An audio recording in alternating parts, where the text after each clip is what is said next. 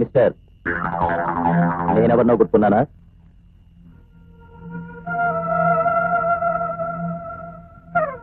ఏంటి? 1977 జనవరి 31 ఒక హత్యా నేరంలో నా మీద సాక్ష్యం చెప్పి నన్ను జైలుకి పంపించింది నువ్వే కదూ? 1977 పిచ్చాడులాగా 1977లో నేను సింగపూర్ లో హనీమూన్ కావాలంటే మా ఆవిడ అడుగు.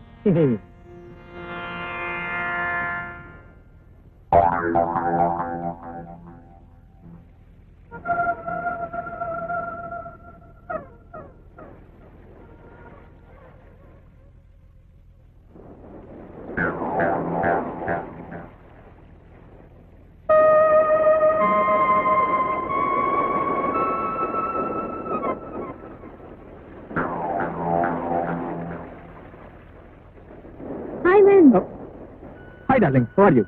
ఎవరు మీరు? తర్వాత చెప్తాను. వాడు రౌడీ వేస్తా, వాడు చెల్లిని కూడా మోసం చేసి కడిగి పడిపోయాడు. వాడు అచ్చను అలాగే ఉంటాడు. నేను కాదు కూడా ఒప్పుకోవట్లేదు.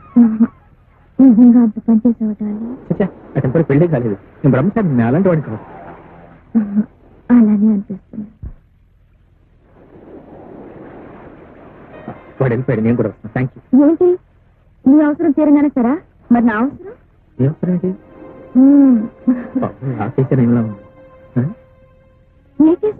ఏం లేదు, లాయర్ కదండి, ఏదో కేసు గుర్తుకొచ్చింది. అది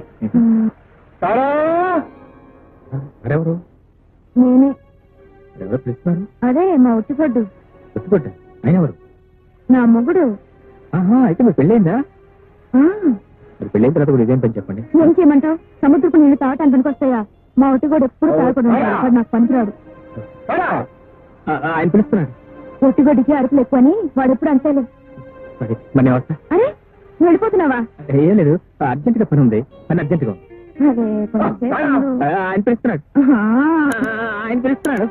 ఆయన పిలుస్తున్నాడు. వస్తా, నువ్వే కొట్టు.